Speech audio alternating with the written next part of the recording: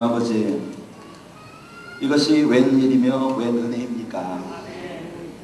저희들 말할 수 없는 죄인들을 사랑하셔서 예수님의 피로 우리를 구속하여 하나님의 자녀 삼으시고 이렇게 하나님의 한 피바다 한 몸 이룬 그리스도의 한 몸 된 신용산 교회의 일원이 되게 하시고 이렇게 신용산 대행진이라는 영적 축제를 우리에게 배설하여 주셔서 우리가 이렇게 함께 뛰고 찬양하고 기뻐하고 우리 주님이 주시는 행복을 마음껏 누릴 수 있는 그런 은혜를 베풀어 주시니 주님 너무 감사합니다.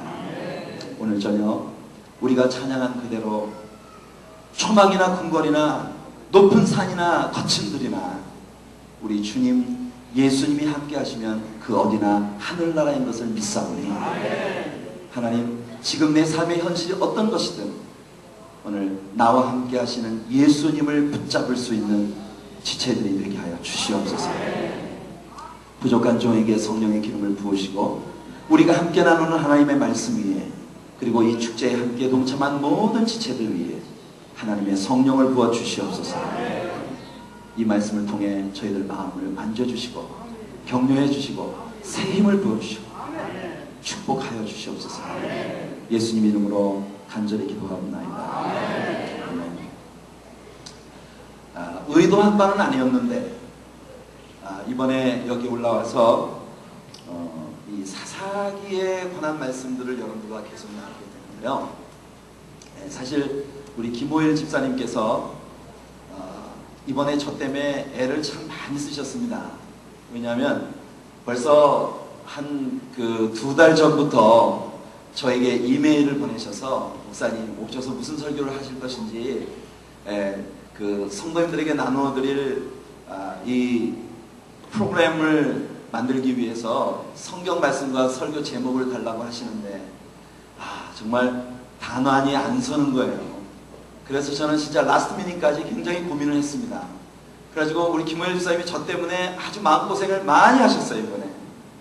그래서 저는 김호일 집사님이 어떤 분이신지도 모르고 이메일로만 서로 연락을 주고받으면서 오늘 저녁 때까지 꼭 드릴게요 이래놓고도 약속을 못 지키고 다음 주까지 드릴게요 이래놓고 또 약속을 못 지키고 그래서 결국은 제가요 지난주에 한국에 들어오자마자 한국으로 들어오려고 비행기를 타는데 김호일 집사님한테 전화가 왔더라고요. 목사님 어떻게 되셨습니까? 제가 지금 비행기를 타걸랑요 한국에 도착하자마자 연락드릴게요.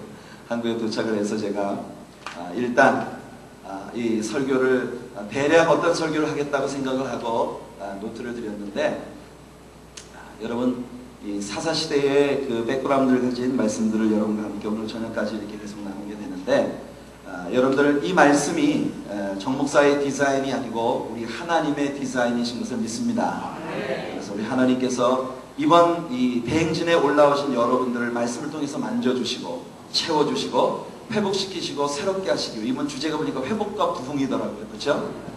여러분들 우리를 회복시켜주시는 그런 하나님의 은혜로 우리에게 다가오게 하실 줄로 믿습니다. 자, 여러분 삼손이라는 인물에 대해서 여러분 잘 알고 계시죠? 삼손은 여러분들 사사기 안에서 마지막 사사입니다. 사사기에 나타난 사사들의 리스트 가운데 마지막으로 나오는 사사가 바로 이 삼손이에요.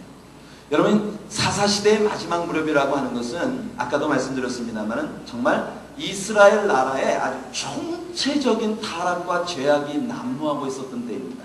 종교 시스템도 타락하고 제사장들도 타락하고 정말 우상 숭배와 하나님을 섬기는 그 예배가 아주 그냥 짬뽕이 돼가지고 말입니다. 온 나라가 정말 이게 하나님을 섬기는 것인지 우상 숭배를 하는 것인지 분간할 수 없을 정도로 타락하고 있었던 시대예요.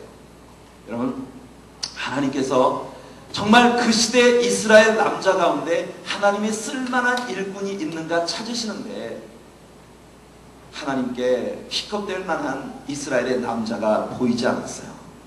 그때 하나님께서는 이스라엘에 하나님이 사용하실 만한 남자를 낳아줄 여자를 찾으신 것입니다. 그것이 바로 마노아라고 하는 사람의 부인이에요. 이 마노아와 이 부인은, 여러분 사사기 13장을 보게 되면은 마노아와 그의 부인은 아기를 낳지 못하는 불임 부부였어요. 아기를 낳지 못했어요. 그런데 어느 날 이 마노아의 아내가 밭에 앉아서 일을 하고 있는데 갑자기 여호와의 사자가 그녀를 방문했습니다. 여기 또 나오네. Angel of the Lord. 여호와의 사자. 여러분 어제 저녁에 배웠죠? 구약 성경에서 여호와의 사자 이러면 Angel of the Lord, 특별한 분이십니다. 여러분들 미싱하지 마세요. 놓치지 마세요. 아주 특별한 분입니다. 어쩌면 이 구약에 나타난 여호와의 사자라고 지칭되어진 그분들이 모두 그리스도, 화육하기 이전에 요한이 말했던 것처럼 하나님을 본 사람이 아무도 없으되 하나님의 품 안에 계신 독생하신 하나님이 나타내셨느니라 라고 말했던, 하나님의 모습을 때론 천사의 모습으로 때론 사람의 모습으로 나타내 보이셨던 화육하기 이전의 그리스도, pre-incarnated Christ, 화육하 육체를 입으시기 이전에 오셨던 그리스도의 모습일 수 있어요. 그래서 여러분이 마노아의 아내가 여호와의 사자의 방문을 받았습니다. 그가 그녀에게 선포하기를 내가 아들을 낳을 것이다. 하나님께서 너에게 아들을 주실 것이다. 그런데 내가 아들을 낳거든 그의 평생에 그의 머리에 삭도를 대지 말아라. 삭도를 대지 말라는 건 뭐냐면 머리를 밀지 말라는 것입니다. 머리를 깎지 말아라. 여러분 레위기 26장을 읽어보면요, 서원에 대한 규례가 나옵니다.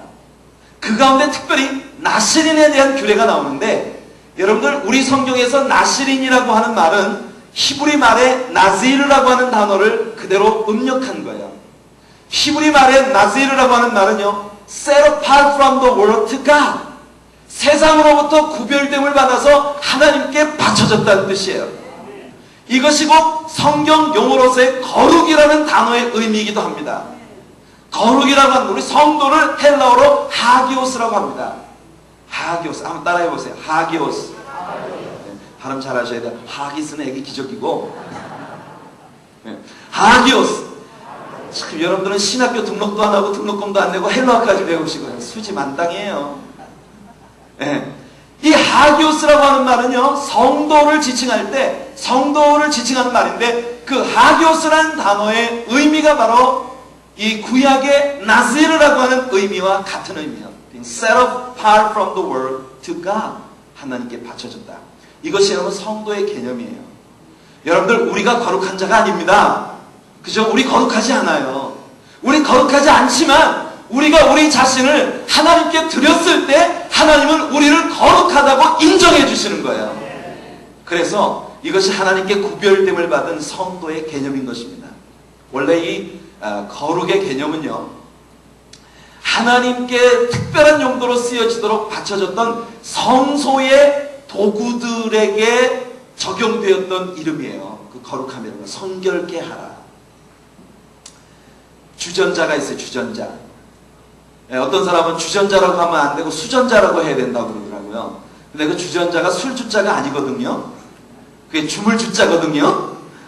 그러니까 그 주전자, 성소에서 사용하는 주전자가 있어. 올리브 기름을 등잔에 이렇게 채우거나 이런 것은, 또 부식갱이, 번제단에 불 피우고 그거 이렇게 하는 부식갱이 같은 거 말이죠. 이런 것들 다 성소의 도구예요. 근데 그 같은 물건이 그게 거룩한 게 아니에요. 오랫동안 시간이 지나면 다 여기 찌그러지고 저기 찌그러지고 그냥 하나의 도구에 불과해요. 그런데 그것을 하나님께서는 성물이라고 불러주시는 것입니다. 왜냐하면 그것은요, 특별히 하나님을 예배하는 성소의 목적으로만 쓰여지도록 구별되어진 물건이기 때문에 그래요. 그게 거룩입니다. 여러분, 이 거룩이라는 개념에 대해서 좀 더 여러분들에게 이야기해 드린다면 제가 이런 비유를 들어드릴 수 있어요. 예를 들어서 말입니다. 어떤 창녀가 있어요. 이게 이상하게 오늘 주일학교 꼬마들이 항상 같이 하는 시간에 이런 얘기가 나오네. 그런데 이 창녀가 말이에요, 늘 얼마나 죄악된 삶을 사는 사람입니까? 그냥 몸을 팔고 뭐 이렇게 하는. 근데 그런 그 창녀가 어떤 사람에게 몸을 팔고 돈을 받았어요. 사실 이게 제 비유가 아닙니다. 제가 아주 좋아하는 저의 스승, 존 버논 맥이라고 하는 정말 아주 훌륭한 강해 설교가가 계세요. 저는 그분을 통해서 참 많은, 저는 그분의 이 설교 시리즈, 창세기부터 요한계시록까지 그분의 그 Through the Bible 공부를 통해서 참 이 성경관을 갖게 되는데 큰 도움을 얻었어요. 그분이 이 성결하다는 것에 대한 비유를 이렇게 하셨어요. 그래서 그 prostitute가 남에게 몸을 팔고 돈을 받아. 그러니까 그 돈은 얼마나 죄악된 돈입니까? 정말 얼마나 더럽고 냄새나는 돈이에요. 그렇죠? 근데 그 더럽고 냄새나는 그 죄악된 돈을 기둥서방한테 뺏겼어. 이 기둥서방은 또 얼마나 못된 놈입니까? 이 목사 입에서 놈이란 말이 거침없이 나오네. 근데 그런 사람한테 이런 말, 정말 못된, 정말 가치 없는 사람이에요. 그런 사람이 그 불쌍한 여자에게서 그 돈을 빼서, 근데 얼마나 더러운 돈이에요. 근데 이 사람은 맨날 도박을 하는 거예요. 값없이 얻은 돈을 가지고 맨날 도박을 하는 거예요. 근데 어떤 날 이 사람이 말이죠, 서점에 나는 이렇게 백만장자가 되었다, 도널드 트럼프라고 하는 카드의 제왕이 쓴 책을 하나 사기 위해서 서점에 가서 그 돈을 지불하고, 그러니까 창녀가 몸을 팔고 얻은 그 더러운 돈, 그것을 또 폭력으로 가서 빼앗은 기둥서방의 그 돈을 가지고 가서 나는 이렇게 백만장자가 되었다, 이 도박왕이 쓴 책을 가서 샀어요. 그 돈을 내고.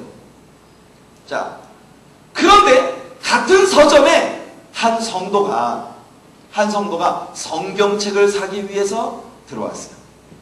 그래서 이 성도가 성경책을 사기 위해서 돈을 지불을 했는데, 이 책주인의 주머니 속에 그 돈이 있다가 거스름돈을 주면서 그 거스름돈 속에 섞여서 이 더럽고 추하고 아주 아돔의 지우비죄, 그런 거 아십니까?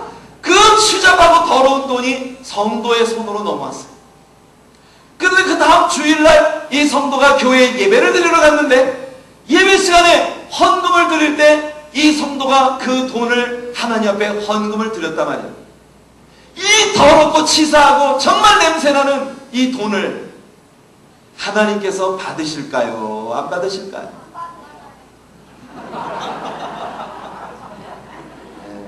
나는 여러분들의 순진함을 사랑합니다. 네. 여러분, 하나님께서 이 돈을 받으실까요? 안 받으실까요? 받으셔요.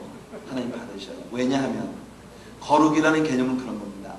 이 돈이 지금까지 얼마나 더러운 시궁창에서 뒹굴다가 여러분의 손에 들어왔든, 여러분이 그 물질을 이제는 더 이상 이것이 내 것이 아니라 하나님의 영광을 위해 쓰여지도록 하나님의 것으로 구별하여 바치는 순간에 하나님께서는 그것을 거룩하다고 여겨주시는 거예요. 이게 우리들의 희망입니다. 이것이 우리들의 소망이에요.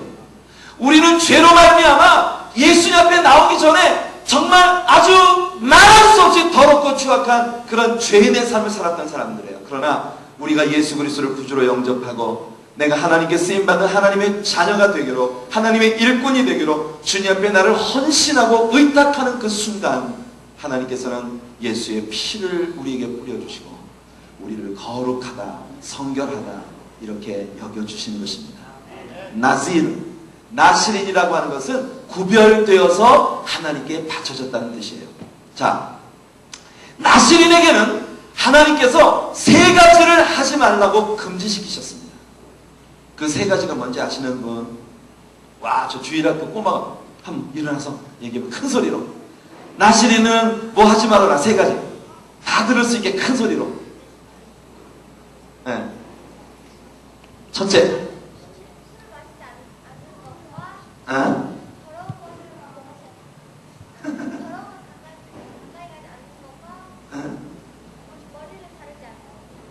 와, 상당히 유사했어요. Very close. So close. 누구 다른 사람 혹시 조금 다른 의견이 있는 사람? 네, 그 옆에 우리 보라색 티셔츠의 묘령이 아가씨 일어나셔서 한번 큰 소리로 한번. 첫째.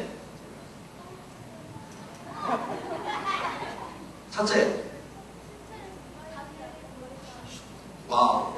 오케이. 시체를 가까이 하지 않는 것과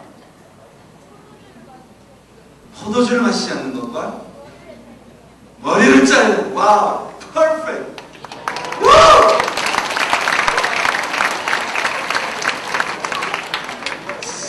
휴, 몇 학년이에요?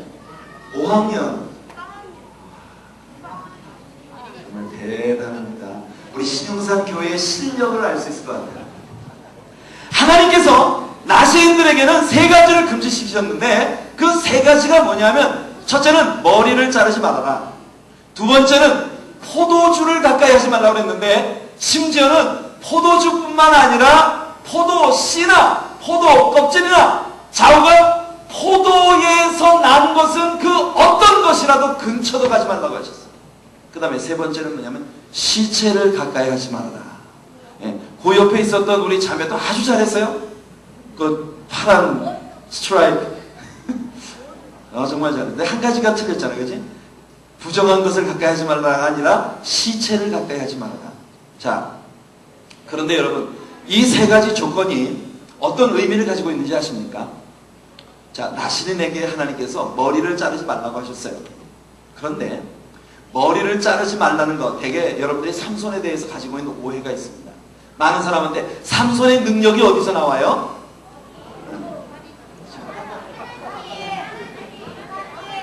많은 사람들이 삼손의 능력이 어디서 나옵니까? 여러분, 다 머리에서 나온다고 생각해요. 삼손의 능력은 머리에서 나오는 게 아닙니다, 여러분. 삼손의 긴 머리는 하나님의 신이 그와 함께 하시는, 하나님께 바쳐진 하나님의 종이라는 것을 나타내는 일종의 배지에 불과해요. 일종의 배지의 상징입니다. 토큰이에요, 토큰. 여러분, 십자가를 높이 들고 있다고 해서 그 십자가 밑에 있는 사람이 다 그리스도인은 아닌 거예요. 예수님 말씀하시기를 나더러 주여 주여 하는 자마다 다 천국에 가는 게 아니라고 말씀하시니까 정신을 차려야 합니다, 여러분. 아멘. 얼마나 무서운 말씀이야. 나더러 주여 주여 하는 자마다 다 천국 가는 것이 아니라고 그러셨어요. 내 아버지의 뜻대로 행하는 자야 하리라. 그렇다고 해서 예수님이 구원의 조건이 우리의 행함에 있다고 말씀하시는 게 아닙니다. 분명히 구원의 조건은 믿음에 있어요. 우리가 믿으면 구원을 받습니다. 그러나 우리가 믿습니다라고 말했을 때 그 믿습니다라는 우리의 고백이 진실한 우리들에게 구원을 가져다주는 소위 saving faith, 우리에게 구원을 주는 믿음이라면 그 믿음은 우리들의 행동을 통해서 증명되어져야 하는 거예요. 이것이 우리 신용산 교회 모든 지체들의 삶이 되시기를 예수님 이름으로 축복해드립니다. 우리는 행위로 아무리 천만 번 죽었다 깨어나도 구원 못 받아요. 구원 오직 날 위해서 죽으시고 내 모든 죄값을 지불해 주신 예수 그리스도를 믿음으로만 받을 수 있습니다. 그러나 오직 믿음으로만 구원받지만 우리의 믿음이 진짜로 내게 구원을 가져다 준, 구원을 주는 믿음이었다면 그 후에 우리들의 삶이 우리가 구원받은 하나님의 자녀라는 것을 증명하는 것이 되어야 합니다. 제사장 스게와의 7 아들들이 귀신 들린 자한테 예수 이름으로 명하노니 나가라! 어떻게 했습니까? 귀신 들린 자가 이 제사장 스게와의 7 아들들을 그냥 깔고 앉았어. 홀딱 벗고 도망갔어요. 이 귀신 들린 자가 뭐라고 했는지 압니까? 예수도 내가 알고 바울도 내가 알건만은 너는 누구냐? 귀신같이 알아요. 귀신이니까. 여러분, 이게 중요해요. 사실 삼손의 능력은 머리에서 나오는 게 아닙니다. 여러분, 나시린들에게 머리를 자르지 말라고 하신데 중요한 이유가 하나 있어요. 그게 뭐냐면 신약 성경을 우리가 읽어보면 바울 사도가 말하기를 남자에게 긴 머리가 있는 것은 유대인들의 보편적 사고로서, 유대인들의 보편적 사고 가운데 남자에게 긴 머리가 있는 것은 수치가 되는 것을 누구나 아는 바라고 했어요. 그러니까 하나님께 바쳐진 나시린이 머리를 깎으면 안 된다고 말씀하신 것은 뭐냐면 하나님을 위하여 수치를 당할 각오가 되어 있어야 하나님께 바쳐진 인물이 될 수 있다는 거예요. 하나님께 쓰임받으려면 하나님을 위하여 망신당할 준비가 되어 있어야 돼요. 그러니까 여러분, 서원이라고 하는 것은 머리를 자르는 게 아니라 머리를 기르는 게 서원이에요. 바울 사도가 2차 전도여행을 끝내고 에베소로 들어가기 전에 겐그레아에서 그의 머리를 깎았다 그랬어요. 일찍이 서원이 있으므로 그가 겐그레아에서 머리를 깎았더라 그랬어요. 많은 사람들이 오해하는 게 뭐냐면 바울이 머리를 깎는 게 서원인 줄 알아요. 그게 아닙니다, 여러분. 제가 어렸을 때 다니던 교회에 담임 목사님이 성전을 건축을 하다가 성전 건축을 하는데 돈이 모자라가지고 교회가 날아가게 생겼어요. 어느 날 날 갑자기 목사님 머리를 빡빡 깎고 빵모자를 쓰고 오셨어. 그래가지고 강단에 올라오셔가지고 목사님이 눈물을 흘리시면서 말씀하신 거야. 바울 사도가 갱그레아에서 서원을 인하여 머리를 깎았던 것처럼 나도 하나님 앞에 이 성전을 짓기 전에는 머리를 안 기르겠다고 서원해서 머리를 깎았다는 거라. 근데 또 온 성도님들이 목사님 머리 자르신 거 보고, 그래서 어찌됐든 헌금이 많이 들어와서 건축은 했어. 성공을 했다니까. 그런데 여러분, 이거는 아니에요. 바울이 갱거리에서 머리를 자른 것은요, 무엇을 의미하냐면 바울은 소아시아에 들어가서 복음을 전하고 싶은 것이 그에게 소원이었어요. 근데 그는 이 수리아의 안디옥에서 안수받고 보내어질 때부터 하나님께 바쳐진 서원 가운데 있는 인물이었기 때문에 하나님이 허락지 아니하시고 예수의 영이 막으시고 그리스도께서 막으시고, 그래서 여러분 성령께서 막으시고 이 아시아로 가려고 하는 바울의 소원이 계속 막혔던 거예요. 바울은 정말 일종의 고집불통의 사람이에요. 그 사람 대쪽 같은 성격의 사람이에요. 2차 전도행까지 다 마치고 그래도 에베소에 가고 싶으면 미치겠는구나. 그래서 겐그레에 가서 그때까지 서원 기간 중에 머리를 자르지 않던 것을 겐그레에서 머리를 싹 밀어버리고, 하나님 이제 서원 끝났습니다. 저 이제 제가 가고 싶은 곳으로 갈 거예요, 언니? 그런 의미예요. 그리고 에베소로 들어간 거예요. 네, 에베소에 들어가서 바울이 하는 말이 주의 뜻이면 내가 다시 너희에게로 오리라. 이렇게 하고 떠나죠. 결국 에베소에서의 바울의 사역은요, 정말 이 소아시아 지방에 대단한 여러분 영적인 부흥을 가져오는 그런 역사를 했습니다. 참 바울이 대단한 사람이에요. 여러분, 유대인들에게 긴 머리가 있는 것은 유대인들의 보편적 사고로서 그게 창피한 일이라고 여겨졌었어요. 그러니까 나시린이 머리를 길러야 한다는 것은요, 바로 그런 의미입니다. 그다음 두 번째, 포도주를 가까이 하지 말라. 포도주를 가까이 하지 말라는 건 뭐냐면, 여러분 많은 사람 크리스찬들이 제게 와서 물어요. 목사님, 크리스찬이 술을 먹는 것이 가합니까? 불가합니까? 저희 그렇게 묻습니다.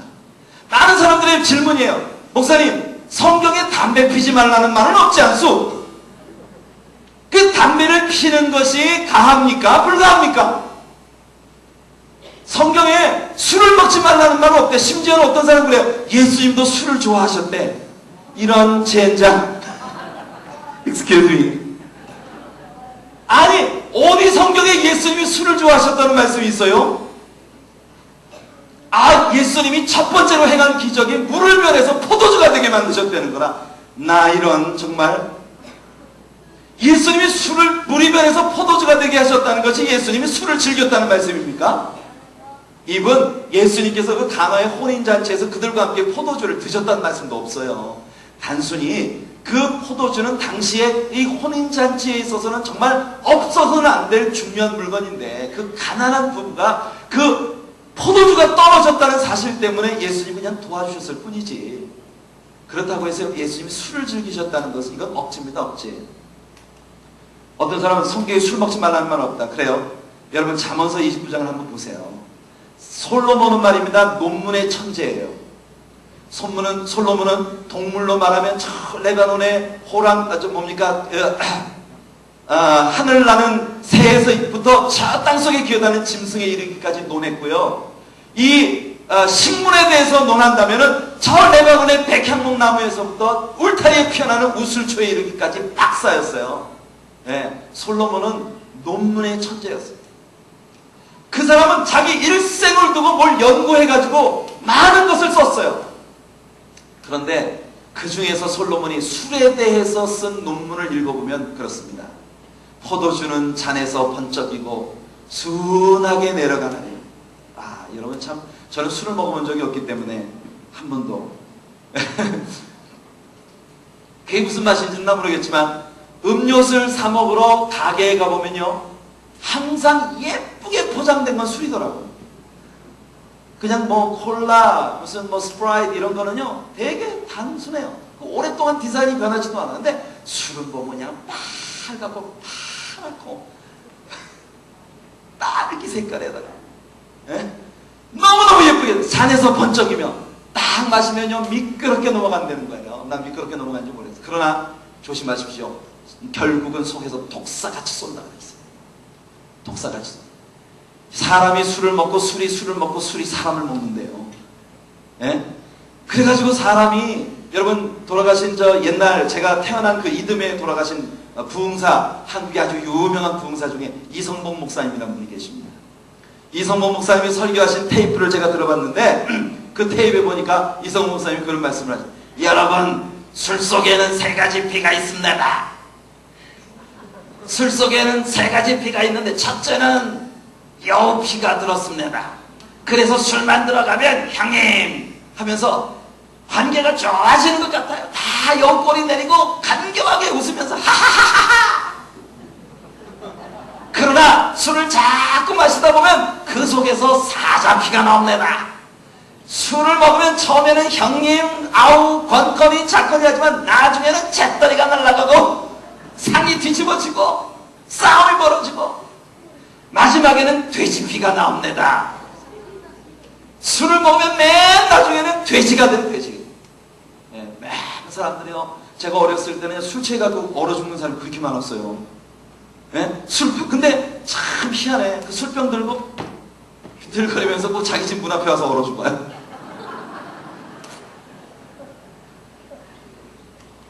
여러분, 나실은 하나님께 바쳐진 사람들에게 있어서 중요한 부분은 여러분들 성도가 술을 먹는 게 가한이 아니냐. 저는 여러분들에게 이렇게 대답하고 싶어요. 술을 먹는 것은 무엇을 위한 것입니까? 여러분, 사람이 술을 먹어서 자기에게 좋은 것은 딱 한 가지뿐이에요. 뭐냐면 그냥 잠시 즐거운 거. 술을 먹으면 흥분이 되고 혈액순환이 잘 돼서 그런지 뭐 어쩐지 난 뭐 원리는 난 모르겠지만 일단 사람이 술을 먹으면 술을 먹는 순간 잠시 즐거움이 있는 거. 그러나 다음날 아침에 일어나 보세요. 속이 뒤집어. 여보 그 부엌 좀 끓여.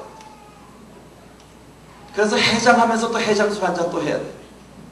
여러분, 술을 먹어서 사람에게 좋은 건 뭐냐면 잠시 즐거운 거. 그러나 하나님께 바쳐진 성도는 오직 하나님의 것으로 즐거워하도록 그렇게 구별됨을 받은 사람들이에요.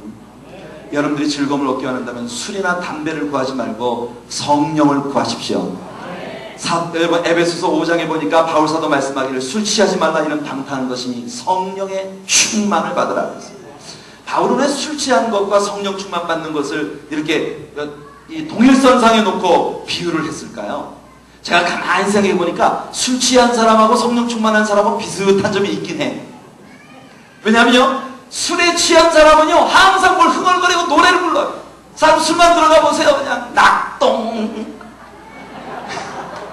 술만 들어가면 사람들이 흥얼거려요. 근데 성령 충만하면요 노래가 노래.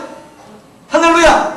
우리처럼요. 우리 오늘 노래 예사면서 와서 뭐 저 사람 다 미쳤나 그럴 거야 뭐. 예? 술도 한 잔 안 마시고 어떻게 저 미쳐? 우리는 성령 충만한 사람들이기 때문에. 여러분, 술이 취하면 사람이 겁이 없어져요. 술이 취하면 제가 군대 생활을 할 때 제 동기생 가운데 진짜 술만 들어갔다 하면 죄송합니다. 개가 되는 애가 하나 있었어요.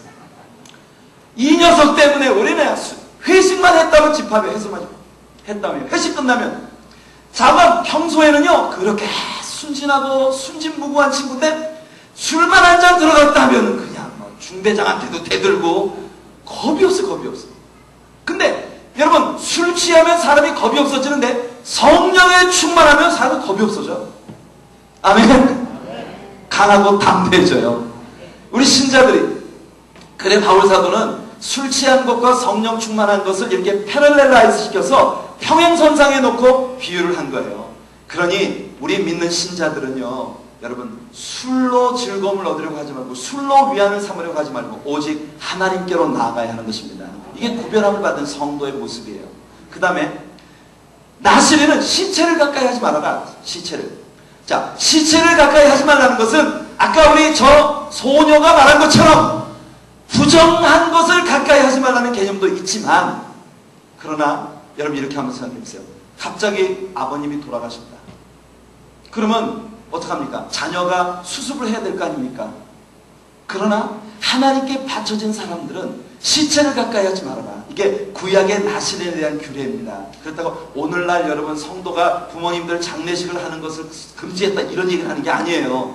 나실은 구약 성경에 있어서 나실으로 바쳐진 자의 규례 가운데 보면 시체를 가까이 하지 말라는 건 무엇을 의미하냐면요, 당장 내가 아무리 사랑하는 아끼는 사람이 세상을 떠났다 하더라도 그 시체를 가까이 하지 말라. 그 말은 예수님도 비슷한 말씀을 하셨어요. 한 사람이 와서 주여 제가 주님을 쫓겠나이다. 뭐라고 하셨? 내가 아버지가 지금 돌아가셨으니 가서 장사를 치내고 그리고 와서 주를 쫓겠습니다. 그래서 주께서 뭐라고 하셨습니까? 죽은 자는 죽은 자들로 장사하게 하고 너는 나를 따르라 그러셨어요. 이것은 우리에게 무엇을 보여주느냐면 우리 신자들의 삶의 프라이어리티, 이 우선순위가 무엇인가? 우리 신자들의 삶에 있어서 최우선순위는 하나님이어야 한다는 것을 우리들에게 보여주는 거예요. 그래서 나신에게 금지된 이 세 가지 사실은 우리들에게 아주 중요한 것입니다. 자, 삼손은 이렇게 태어날 때부터 하나님께 바쳐진 나실인으로서 태어났어요. 따지고 보면 삼손은 그 출생에 있어서 굉장한 축복을 받고 태어난 사람입니다. 왜냐하면 그의 부모들은 굉장한 믿음의 사람들이었었어요. 마노아와 그의 아내는 첫째 보면요, 하나님의 사자가 오셔서 말씀을 선포했다고 하니까 마치 마리아처럼 주의 말씀대로 이루어지이다 라고 고백하며 나아가는 부모님들이었습니다. 그러니 하나님의 말씀에 대하여 대단히 순종적인 성향을 가지고 있었던 부모님들이에요. 그 다음 이 부모님들은요, 하나님께 기도하는 부모들이었었어요. 이 여호와의 사자가 아내를 방문했다는 말을 듣고 이 마노아가 하나님께 기도했습니다. 하나님이여, 우리가 이 아이를 어떻게 키우리까? 무엇을 하기 원하십니까? 말씀하옵소서. 준행하겠나이다. 기도하는 부모들이었어요. 그 다음에 이 부모들은 하나님의 말씀을 잘 아는 부모님들이었어요. 그래서 이 사람들은 기도의 사람, 말씀의 사람, 순종의 사람들이었었어요. 할렐루야. 그 부모들의 이와 같은 믿음의 영향 아래에서 솔로몬이라는 사람은 정말 대단한 축복 가운데 태어난 것입니다. 그래서 그는 태어나자 하나님께 바쳐졌고 하나님께 바쳐진 그 이래로 성경은 말하기를 주의 신이, 여호와의 신이, 다시 말해서 성령께서 항상 그와 함께 하심으로 그에게서 능력이 나타나기 시작했어요. 여러분, 많은 사람들은 삼손에 대해서 이런 생각을 합니다. 어떤 사람이 말이죠, 여러분들 저기 WWF 아시죠? 텔레비전에 보면 왜 레슬링 나오잖아요. 레슬링. 미국 그 사람들 레슬링 하는 거 진짜 그 어디 사람입니까 그게? 예? 사람이라면 말이요, 정 목사처럼 좀 둥실둥실하고 해도 살짝 나온 것이 만지면 좀 몰캉몰캉하고 이래야 사람이지. 글쎄 완전히 역삼각형에다가 근육 그냥 물퉁물퉁한 게, 키도 그냥 여러분 장신이에요. 그런데다가 그냥 근육은 울퉁불퉁하고 거기다가 머리까지 쫙 길러놓으면 그 사람은 영락없이 삼손이에요. 별명이 샘슨. 많은 사람들이 삼손 하면은 뭘 떠올리냐면 그렇게 WWF의 레슬링 선수 같은 그런 근육질의 우람한 체구를 가진 대단한 체격의 아주 역사를 떠올립니다. 그러나 여러분, 성경의 어느 곳에서도 솔로몬이 그와 같은 외형을 지닌 사람이라는 이야기는 한 번도 나오지 않습니다. 여러분, 삼손이 어떤 키가 몇인지, 무슨 근육질인지, 얼마나 여러분들 뭐 대단한 사람인지 성경은 한 번도 그런 얘기를 하지 않아요. 대신 삼손이라는 사람의 삶의 특징을 살펴볼 때요, 삼손은 어제 저녁에 우리가 말했던 기드온만큼이나 아멘. 그런데 여러분, 시간이 지나가면서 하나님이 주셨던 그 축복들을 다 하나씩 하나씩 까먹어가고 있는 것 같아요. 우리는 오늘 솔로몬의 모습 속에서 우리 개인적인 신앙에 이 말씀을 적용시키는 길을 찾아봅시다. 그리고 한국 교회 속에 이 말씀을 한번 적용시켜 봅시다. 사실은 제가 한국으로 오는 비행기 안에서 정말 하나님께 기도하는 가운데 이번에 한국에 갔을 때는 기회 있을 때마다 이 말씀을 꼭 전하도록 하나님께서 제 마음에 이 말씀을 주셨어요. 그래서 저는 이 말씀을 여러분들에게 지금 전하는 겁니다.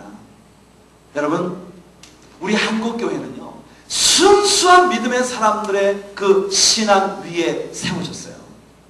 1905년, 1910년, 여러분 그 어간의 평양에서 벌어졌던 부흥운동, 여러분 정말 대단하고 순수한, 그때는요 한국교회가 집회를 했다 그러면 다 성경 사경회 했어요. 성경 사경회.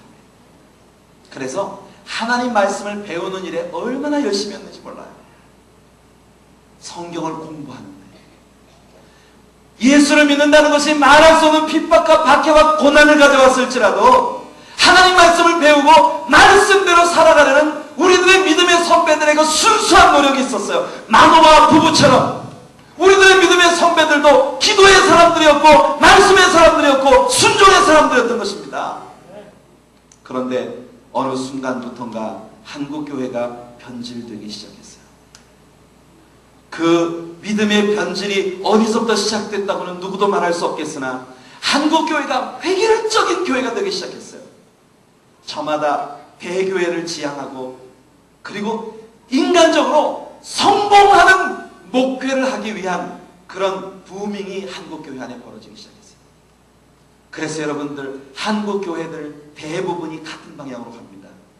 수단과 방법을 가리지 않고 교회 숫자를 불리는데 혈안이 되었고 앞을 다투어서 화려하기 짝이 없는 근사한 성전들을 짓는데 여러분 우리 신용산 교회도 앞으로 성전을 지으셔야 할 텐데 여러분들 정말 성전을 짓는 것은요 교회가 부흥이 되고 숫자가 넘쳐서 필요한 공간이 있을 때 하나님의 은혜로 주시는 거예요. 그런데 여러분들 거기에 한국교회는 너무 많은 에너지를 쏟았어요. 그래서 어제도 말한 것처럼 친환경, 친소비자 그런 것처럼요 친성도 환교의 교회로 가기 시작하면서 한국교회 강단에서 선포되어지는 대부분의 말씀들이 성도들이 땅에서 살아가는 삶에서 받을 축복에 대한 것에 포커싱 되기 시작하는 것입니다. 그래서 신자들이 항상 흥미있는 설교는 뭐냐면 우리가 어떻게 하면 복을 받느냐, 우리가 어떻게 하면 세상에서 영원하게 살 수 있느냐. 여러분 신자들의 영광은 하나님의 나라에 있습니다. 초대교회가 예수를 믿는다는 건 그 자체가 죽음이었던 시절에도 그렇게 왕성하게 매일매일 부흥할 수 있었던 것은 그들의 소망이 참으로 하나님의 나라에 있었기 때문이에요. 메라나타, 그들은 만날 때나 헤어질 때나 언제나 주 예수님 속히 오십니다. 그것이 그들의 희망이었어요. 그러나 여러분 오늘날의 교회는요 예수님의 다시 오심에 대한 설교는 최고로 인기 없는 주제입니다. 죄에 대한 문제를 내놓고 예수님의 피로 씻김받는 구속에 관한 문제, 이런 것은 오늘날의 교회에서 가장 인기 없는 설교 중에 하나예요. 참 죄송한 표현입니다만은 제가요 미국에서 있으면서 한국의 대교회 몇 교회가 미국으로 보내는 목사님들의 설교 테이블을 제가 번역을 해서 미국에 있는 GBN이라는 이 로컬 방송을 사가지고 복음 방송을 하는 그 방송사가 있어요. 그 방송사에 제가 2년 동안 발론티어로 가서 자원봉사를 했어요. 자원봉사 2년 동안 자원봉사를 했는데 내 마음의 기대는 뭐냐면 나는 한국교회 제일 큰 교회 목사님들의 설교니까 그 목사님들의 설교를 좀 미국에 있는 많은 다민족들이 좀 들을 수 있도록, 그게 제가 하나님께 좀 섬기면서 나도 공부 좀 해야지. 그래서 제가 자원봉사를 2년 동안 했습니다. 여러분 이름만 대면 다 아시는 대교회들이에요. 그 교회들이 테이블 보는데 제가 2년 동안 그 사역을 하는데 말입니다. 야, 정말 안 할 말로 미치겠더라고요. 내가 이 짓을 정말 해야 되는 건가. 예? 정말 딱 한 분, 여러분들 잘 아시는 우리 오카는 목사님의 설교 테이프 번역하는 즐거움 때문에 제가 2년 동안 그 일을 참아낼 수 있었어요. 와, 복음이 없어요. 예수의 피가 없어요. 성경을 가르치지 않아요. 신자들이 말씀을 배워야 되는데 예배는 너무 간단해요. 그냥 설교는 20분이면 딱 끝나. 오카는 목사님은 설교가 짧으면 50분이에요. 여러분 오카는 목사님 설교 길다는 거 아십니까? 그 목사님 주일 설교 테이블 보내시는데 짧으면 50분이야. 그런데 그거 번역하는 거 엄청 힘들고 방송국에 제가 직접 가가지고 목사님 설교 테이블 틀어놓고 이쪽에서 제가 다른 기계로 이게 자막을 제가 다 타이핑을 해가지고 슈링을 하는 거예요. 목사님 설교할 때 그 설교에 맞는 한글 자막을 내보내는 겁니다. 영어 자막을 내보내는 거예요. 이 일을 2년 동안 하는데 정말 가슴이 너무 아프더라고요. 이건 진짜 돈 낭비다. 이게 엄청난 돈을 들여서 이 사역을 하는데 어떻게 보면은요, 누가 이 말씀을 듣고 이것이 기독교 복음인가 보다 생각할까봐 겁이 나요. 죄송합니다. 제가 이런 이야기는 딱 요번만 하고 안 할게요. 왜냐면 여러분들은 목사님도 아닌데 제가 왜 여러분들에게 목사님들 이야기, 사실 목사님들 이야기하는 게 아니라 실제 수요가 있기 때문에 공급이 따르는 거야. 그러니까 물론 누가 어디서부터 잘못됐느냐 말할 거 없어요. 남에게 돌 던질 필요가 없습니다. 이제 우리들의 문제로 돌아갑시다. 사랑하는 성도 여러분, 여러분들은 정말 하나님 중심의 신자들이 되셔야 합니다. 하나님을 기쁘시게 하는 신자들이 되셔야 해요. 그리고 하나님 말씀을 열심히 공부하고 그 말씀 속에 서시는 여러분들 되시기 바랍니다. 정말 안타까운, 그래서 말할 수 없는 우리 한국교회가 예전에 그 정말 훌륭했던 우리들 믿음의 선진들이 지켰던 그 순수성을 다 잃어버렸어요. 그러니까 여러분, 이번에 아프가니스탄에 우리 사랑하는 형제 자매들이 납치되었을 때 여러분, 한국 사람들이 오늘날의 기독교에 대해서 가지고 있는 그들의 감상이 무엇인가 하는 걸 여러분들 알고 싶으시면요, 인터넷 한번 들어가 보세요. 아주 잔인하기 이를 데 없는, 정말 무자비하기 이를 데 없는, 심지어 어떤 사람은요, 탈레반들한테 이메일을 보냈대요. 그 사람 절대 타협하지 말아라. 그들은 이네들 이슬람교를 갖다가 이슬람교를 멸망시키고 예수 믿으라고 복음을 전하러 들어간 개독교인들이다. 기독교도 아니고 개독교래요. 그 사람들 절대 타협하지 말고 요 다 죽여라. 한국 사람들이 탈레반에게 그렇게 메시지를 보낸 사람들이 있었대요. 여러분, 이것은 정말 오늘날의 세상이 얼마나 악해져 가고 있는가를 단적으로 보여주는 예이기도 하지만, 세상 사람들이 교회에 대해서 그런 감정을 가질 만큼 우리 교회들이 그들에게 우리가 주님과 함께 동거하는 사람들이라는 것을 나타내 보이는 데서 많이 실패했다는 것을 반증하고 있는 거예요. 그러니까 그들은 그들대로 하나님이 다루시겠지만 우리는 우리대로 하나님께 회개해야 하는 것입니다. 이렇게 축복 가운데 시작된 솔로몬이 점점 어떤 삶을 살아가는지 아십니까? 13장부터 16장까지 이어지는 말씀을 간략하게 설명해 드릴게요. 13장에서는 솔로몬의 탄생에, 예? 삼손. 죄송해요. 너무나 흥분한 나머지, 예, 삼손. 감사합니다, 장로님. 장로님 얘기 안 해주셨으면 큰일 날 뻔해. 끝까지 솔로몬이라고 할 뻔했네. 이 삼손이 사사기 13장으로부터 16장까지 가도록 이 삼손의 삶이 변해가는 모습에 대해서 여러분들에게 말씀을 드릴게요. 간단하게. 자, 13장에서는 그렇게 훌륭한 믿음의 부모님에게서 태어나서 축복 가운데 나시린으로서 근사한 삶을 시작했어요. 그의 삶에 성령이 함께 하시더라. 아름다운 출발이죠. 그죠?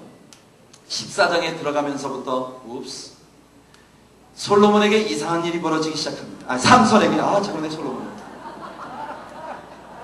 주여.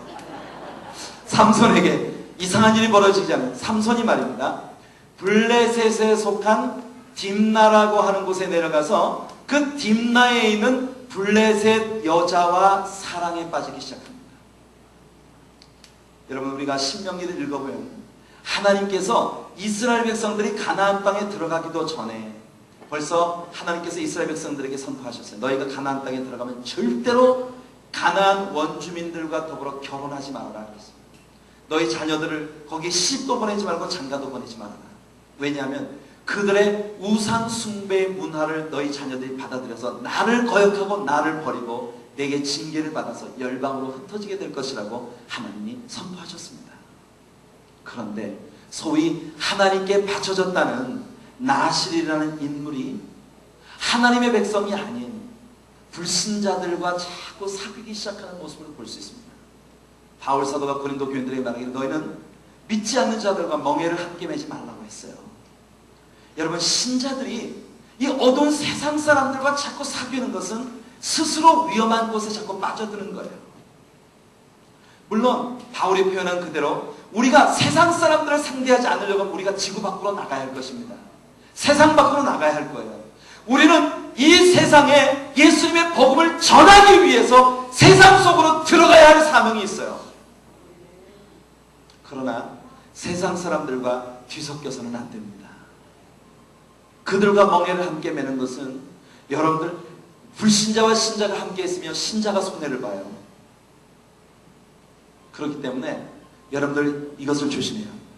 삼손은요 자꾸 딥나에 있는 여자를 사랑해요. 근데 여기서 또 웃기는 게 뭐냐면은 삼손이 우리가 생각하는 것처럼 그렇게 남자답고 말이에요. 우락부락한 근육질의 사람이고 그리고 막 대단한 기골이 장대한 남자다운 사내다운 사람이었다면 삼손은 그렇게 하지 않았을 겁니다. 가가지고 블레셋 여자한테 야 내가 너를 사랑한다 결혼하자. 이게 남자지. 그렇잖아요. 그죠? 적어도 남자가 내가 사랑하는 사람을 만났다면 다 가지고 I love you so much I love you. Would you marry me? 자기 입으로 이렇게 말할 수 있어야지. 근데 삼손은요 자기가 딥나의 한 여자를 보고 연모하는 마음이 생겼는데 그걸 누구한테 말해요? 엄마한테 쫓아와서 말해요. 엄마 나 저 블레셋의 딥나에서 한 여자를 만났는데 너무너무 좋아. 나 저 여자하고 결혼시켰죠. 삼손은 자기 엄마한테 쫓아와가지고 엄마가 저 여자하고 결혼하고 싶으니까 나는 결혼시켜줘 하면서 엄마한테 조르고 있어요. 이게 삼손입니다. 마마보이. 삼손은요 자관 그의 일생 가운데에서 여자에 대하여 치명적인 약점이 있는 사람이에요. 여러분 우리 신자들은요 저마다 자기 자신에게만 적용되는 치명적인 약점들이 한 가지씩 있어요. 우린 조심해야 돼요. 여러분 자신을 믿는 것은 어리석은 일입니다. 여러분 누구도 자신을 믿지 말고 오직 하나님만 의뢰하시는 여러분 되시기 바라요. 어떤 사람은 물질에 대하여 치명적인 약점이 있는 사람이 있어요. 이런 사람은요 어디를 가든지 주변에 대추나무 연걸리듯이 항상 물질 문제를 달고 다녀요. 이런 사람이 가는 곳마다 예전에 저희 교회에 어떤 성도가 하나 들어왔어요. 어떤 성도가 들어왔는데 가만히 보니까 주변에 있는 신자들한테 맨날 여기 돈 빌리고 저기 돈 빌리고 그러군요. 시집도둑되고 안 갚아. 그리고 온 성도들 상처 있게 하고 그래서 얼마 있다가 그냥 홀랑 이사를 갚아서 밤중에 몰래. 알고 보니까 이 사람은 가는 데마다 그런 짓을 하고 다니는 거예요. 어떤 사람은요 이 어디에다가 내 이름 내세우는 거 있잖아요. 명예 자랑하는 거 여기에 아주 치명적인 약점을 가진 사람이 있어요. 이런 사람은요 내가 뭘 좀 해놓고 누가 나를 알아주지 않는다 그러면 얼마나 목사님을 괴롭히고 내가 뭘 했는데 뭐 알아주지 않는다 교회 앞에 광고를 안 해줬다 여러분들 오른손이 하는 것을 왼손이 모르게 하는 거예요. 그래야 여러분 하나님의 나라에 기억된 바 되는 거죠. 보물은 하늘에 쌓아두시는 여러분들 되시길 바랍니다. 여러분들 중에 누구도 말이죠 내 이름 내세우는데 그렇게 목숨 거는 사람들 되지 마시기 바라요. 그건 정말 그 사람 추잡해집니다. 추잡해져요. 어떤 사람은 이 여자에 대해서 아주 치명적인 그러니까 이성 문제에 대해서 아주 치명적인 약점을 가진 사람이었어요. 이런 사람은 그냥 아무나 보고요 친절하게 이 사람이 나를 좋아하는 건가 아닌가 착각할 만큼 그렇게 옆에 있는 사람들한테 자꾸 이렇게 그래가지고 그냥 온 문제를 만들고 다녀요. 여러분들 삼손에게는 여자 문제가 그의 치명적인 약점이었어요. 그래서 딥나에 있는 여자를 사랑해줘 엄마한테 와가지고 나 결혼시켜줘 그랬어요. 자, 그래서 부모가 자식 이기는 부모가 없다고 처음에는 얘기했습니다. 왜 동족 가운데 여자가 없어서 저 우상 숭배하고 할 리 없는 이방 여자한테 네가 장가를 하려고 하냐. 아무리 만류를 해도 솔로몬은 계속 하죠. 엄마 결혼시켜줘.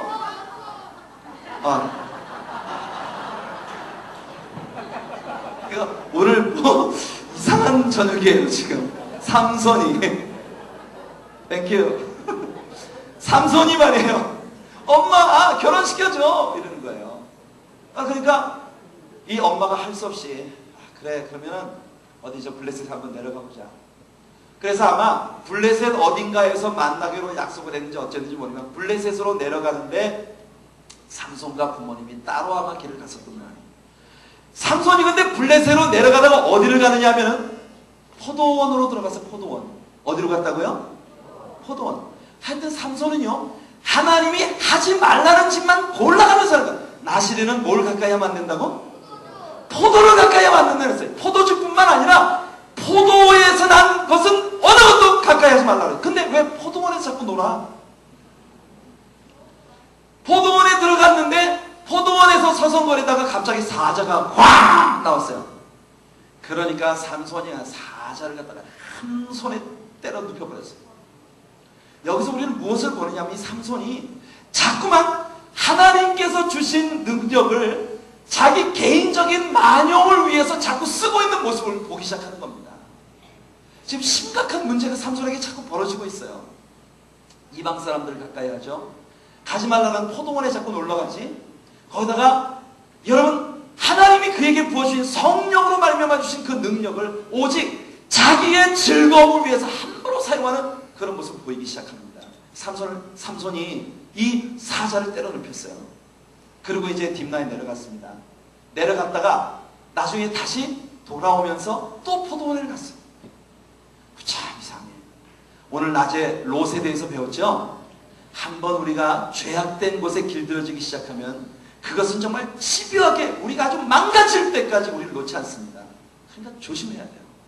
삼손은 또 포도원에 갔어요. 이번에 포도원에 가보니까 아까 자기가 딥나에 내려갈 때 때려 죽였던 사자 시체 속에다가 벌이 말입니다. 토종벌들이 꿀을 틀어놓은 거예요. 이 토종벌들이 꿀을 만들어놨으니까 그 꿀이 얼마나 맛있겠습니까? 그래서 사자의 시체 속에 있는 꿀을 꺼내서 먹었어요. 사자의 무엇? 시체. 하나님이 나시리는 뭐에 가까이 가지 말라고 하셨죠? 시체를 가까이 하지 말라는데 시체에다 틀어놓은 벌꿀을 먹었어요. 그리고 그 꿀을 갖고 와가지고 자기 엄마한테도 주었어. 엄마, 이거 내가 저 어디서 얻었는데 포도원에 갔단 말도 안 하고 사자 시체에 가까이 갔단 말도 안 하고. 여러분, 삼손은 또 솔로몬이라고 할 뻔했어요.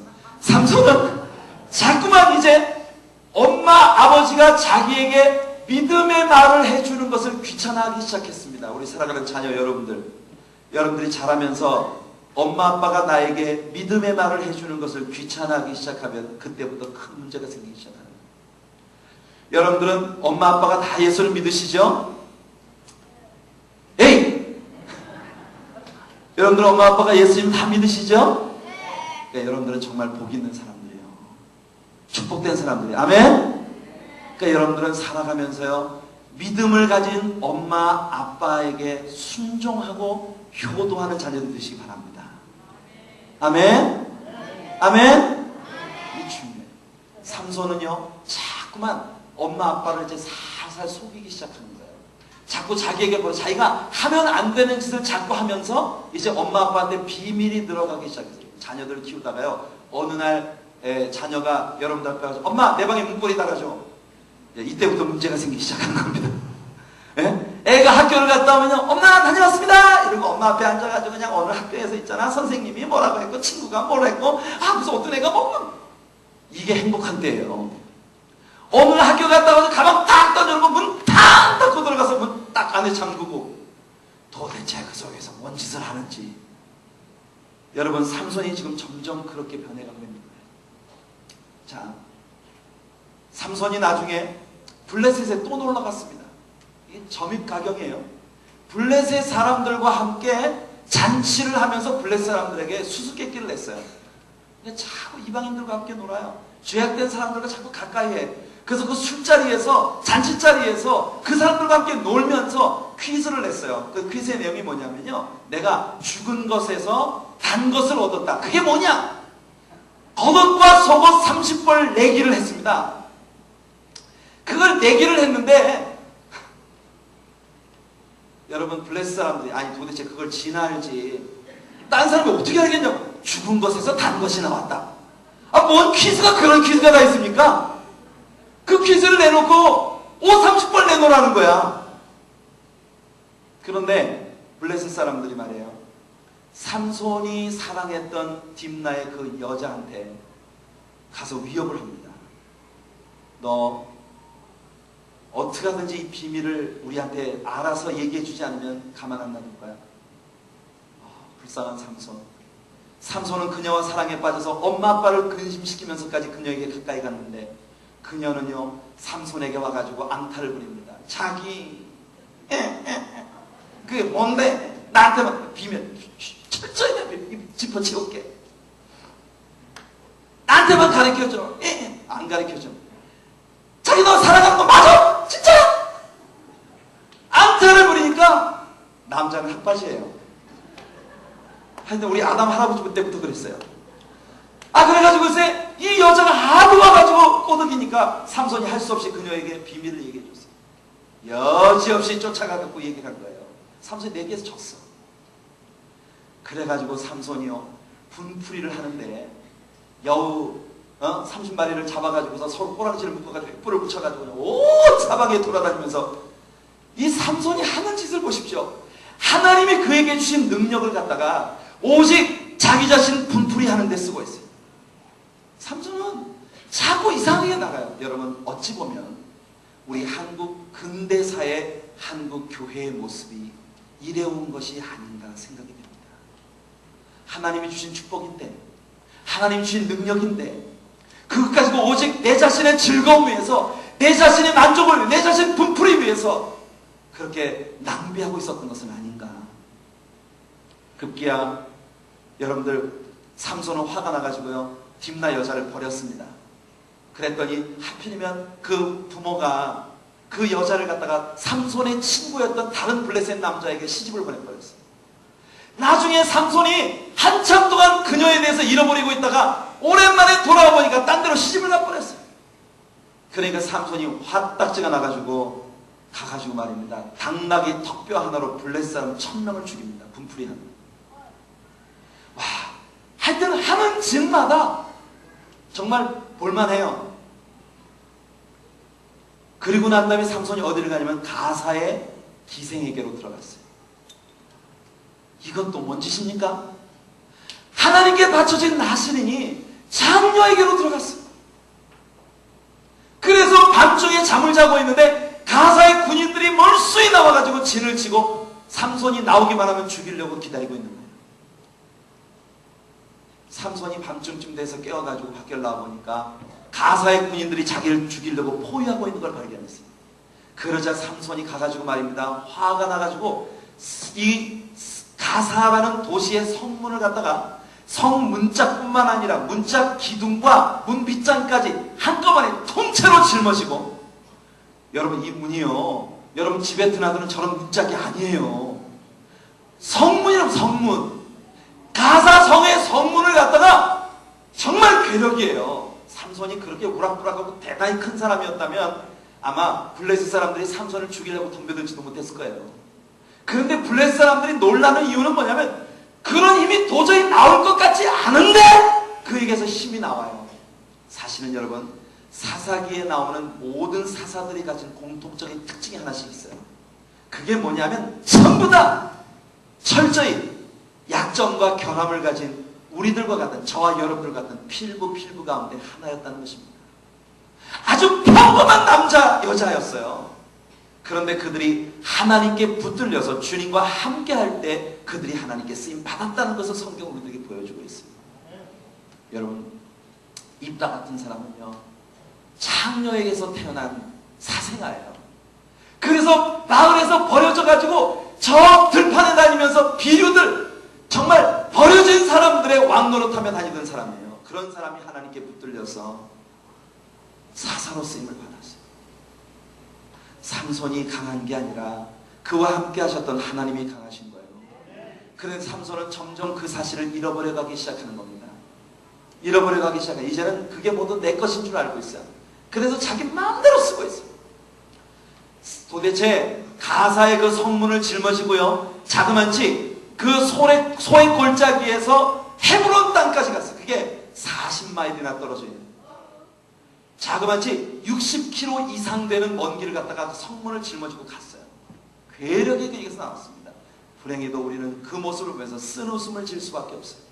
어떻게 하나님께서 주신 능력을 그렇게 철저하게, 이건 정말 하나님께 대한 모독이에요. 자, 하나님께서 지금 자꾸 경고를 주시죠. 블레셋 여자를 믿었다가 한번 당했어요. 가사의 기생에게로 들어갔다가 목숨을 잃을 뻔했어요. 하나님이 지속적으로 경고를 주시는데도 불구하고 한번 죄악에 길들여지기 시작한 사람 정말 아주 끝장을 보게 되는 겁니다. 결국 삼손은 마지막으로 블레셋 여자 들릴라를 사랑하게 됩니다. 보세요. 계속 안 되는 일만 골라가면서 하고 있어요. 결국 들릴라와 사랑에 빠졌는데 들릴라의 무릎팍이 삼손의 무덤이 되어버렸어요. 네, 들릴라의 무릎을 베고 누워서 말입니다. 들릴라하고 노닥거리고 하나님의 종이. 그러다가 드디어 블레셋 사람들이 들릴라에게 우리가 은 500을 줄 테니, 은 50을 줄 테니 네가 삼손의 힘의 비밀이 어디서 나오는지를 알아서 우리에게 이야기해라. 결국 말입니다. 들릴라는 계속 삼손을 팔아넘길 작정을 하고 있는데 불쌍한 삼손은 그것도 모르고 들릴라가 자기를 사랑한다고 믿고 들릴라의 무릎팍을 베고 매일 누워있는 거예요. 들릴라가 말했습니다. 당신의 비밀이 어디서 나오느냐 내게 말하라. 삼손이 처음에 뭐라고 하는지 압니까? 칡 7가닥으로 나를 묶으면 내가 힘이 없어진다 했어요. 자, 그러니까 이 들릴라가 칡 7가닥으로 삼손을 묶어놓고는 그리고는 말이죠. 블레셋 사람들 불러들였어요. 블레셋 사람들이 삼손을 죽이려고 하는 삼손이 일어나자마자 우다가 끊어버리고. 자, 근데 왜 삼손은 모르는 거죠? 지금 이 여자가 자기를 죽이려고 했다는 사실을 왜 모르는 거죠?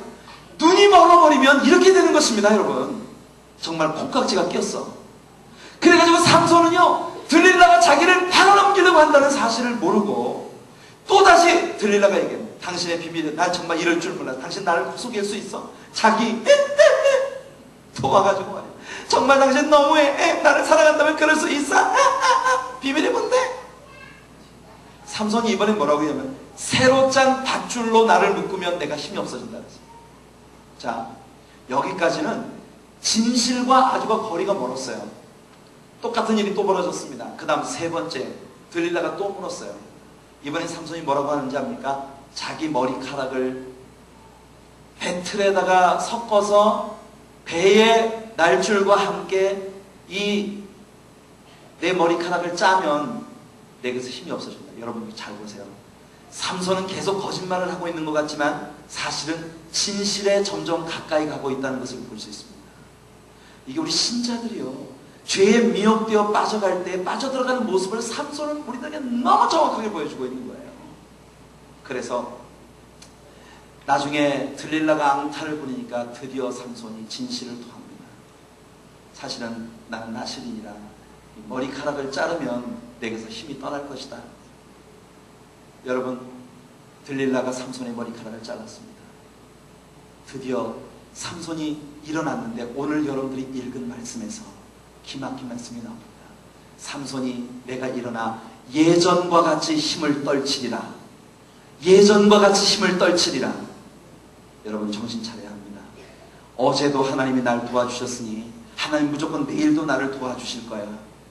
여러분 그렇게 생각하지 마세요. 어느 순간인가 내가 예전 같지 않은 나의 모습을 보기 시작하는 데가 올 것입니다. 예전 같지 않아. 내 기도가 예전 같지 않아. 하나님께 대한 나의 순종도가 예전 같지 않아. 하나님께 대한 나의 헌신도가 예전 같지 않아. 여러분 이것이 중요한 사인입니다. 이미 삼손은 늦어버렸어요. 예전처럼 내가 힘을 떨치리라. 삼손이 일어나가지고 힘을 써보려고 하지만 이미 여호와의 신이 그에게서 떠나가 버렸기 때문에 삼손에게서는 더 이상 예전과 같은 힘이 나오지를 않고 삼손은 두 눈이 뽑혀버렸습니다. 그리고 온몸이 쇠사슬에 묶인 채 짐승이나 하는 맷돌을 돌리고 있는 신세가 되어버렸어요. 여러분 이것이 한 사람의 성도가 이렇게 죄악된 길에 빠져들어갔을 때 어떤 결과가 오게 되는가 하는 걸 삼손에게 보여주고 있어요. 두 눈이 또 뽑혀버리고 완전히 신자로서의 능력을 상실한 채 짐승처럼 세상의 종이 되어서 맷돌이나 돌리고 있는 그런 신세가 되어버렸다. 이제부터 삼손에게 그 누구도 어떤 기대도 할 수 없는 자리에 빠져드는 것입니다. 어찌 보면 지금 여러분 한 사람 한 사람의 개인적인 삶이 지금 내 삶에 지속적으로 다가오는 여러 가지 실패와 어려운 고난과 아픔 때문에 내 삶에서 도저히 아무것도 기대할 것이 없다고 생각할 수밖에 없는 그런 난관에 여러분들이 봉착해 계실지 모르겠습니다. 어찌 보면 좀 큰 눈에서 볼 때, 제가 볼 때 분명히 우리 신용산 교회는요 정말 하나님께 축복받은 교회예요. 이번에 여러분과 함께 교제를 나누면서 오늘 저는 제가 설교 시작하면서 얘기했듯이 정말 여러분들을 보면서 저는 정말 부럽습니다. 너무 아름다운 분들이세요. 예? 모든 분들이. 그렇지만 큰 안목으로 한국교회 전체를 바라볼 때 어찌 보면 우리 한국교회는 이미 끝장나버린 것이 아닌가 싶을 정도로 그렇게 여러분 절망적인 현실들 우리는요 도처에서 볼 수 있습니다. 교회마다 정말 여러분들 강단에요 바알들이 하나씩 더 버티고 앉아있어요. 주의 종들이나 성도나 할 것 없이 모두가 다 권력 앞에 무릎 꿇고 물질 앞에 무릎 꿇고 세속 앞에 무릎 꿇었어요. 세상의 성공을 위해서 예수님을 팔아넘긴 지 오래입니다. 두 눈이 또 뽑혀버린 채 교회로서의 능력을 상실해버리고 그리고 짐승같이 세상의 종이 되어서 맷돌이나 돌리고 있는 이런 신세. 자, 세상에 누가 보더라도 이제 삼손은 끝났습니다. 여러분, 드디어 블레셋 사람들이 다곤 신상 앞에서 축제를 벌이는데 삼손을 불러다가 그들 앞에서 제주를 부리도록 여러분 정말 서커스단의 피에로처럼 삼손을 끄집어내다가 삼손을 조롱하고 야유하면서 한때 하나님께 쓰임받던 그 눈부신 하나님의 사람이 어찌 이렇게까지 전락할 수 있단 말입니까? 여러분, 우리는 우리의 주변에서 얼마나 이런 케이스에 빠진 우리의 형제들을 봅니까? 얼마나 많은 주의 종들이 이런 상황에 빠져 있습니까? 얼마나 많은 교회가 이런 상황 속에 빠져 있습니까? 여러분, 그러나 그거 아십니까? 세상이 모두 다 여러분을 버렸고 세상이 모두 다 여러분들을 포기했고 세상이 모두 다 여러분들에게서 더 이상 기대할 것이 없다고 생각하는 순간에도 우리의 하나님은 여전히 기다리고 계시다는 것입니다. 하나님은 우리를 포기하지 않으세요. 여러분, 한 사람의 하나님의 종이 혹은 한 사람의 신자가 갑자기 좌절감과 패배의식에 빠져서 절망의 나락으로 빠져드는 건 순식간에 벌어지는 일입니다. 엘리야의 케이스를 한번 보십시오. 엘리야가 말입니다. 방금 전까지 850대 1의 싸움에서 기도로 승리했어요.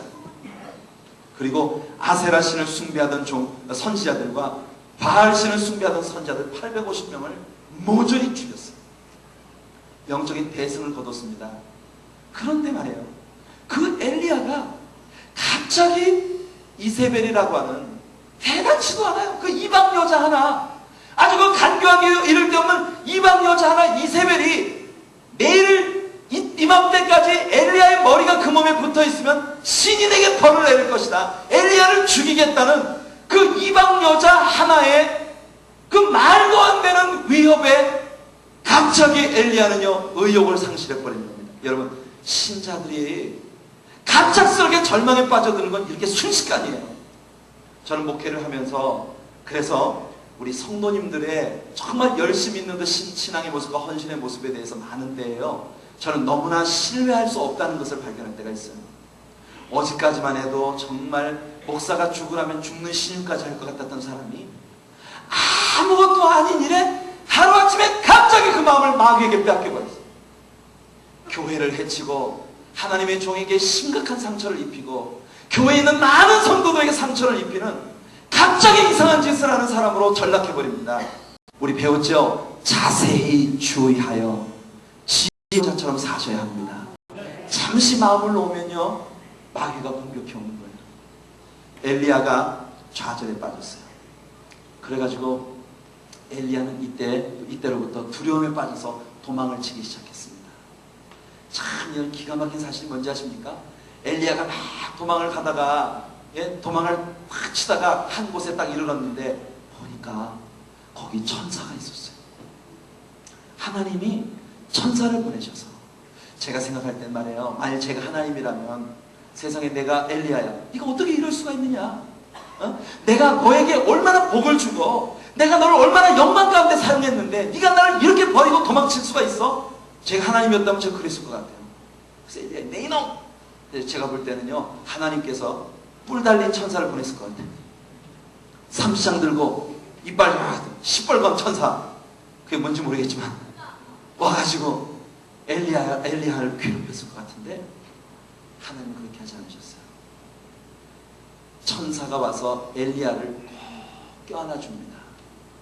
여기서 엘리야를 껴안았다는 말은요, 원어에서 보면은 카레스라고 하는 건 뭐냐면 남편이 자기 아내를 아주 따뜻한 사랑으로 품어주는 것처럼 품어주는 거예요.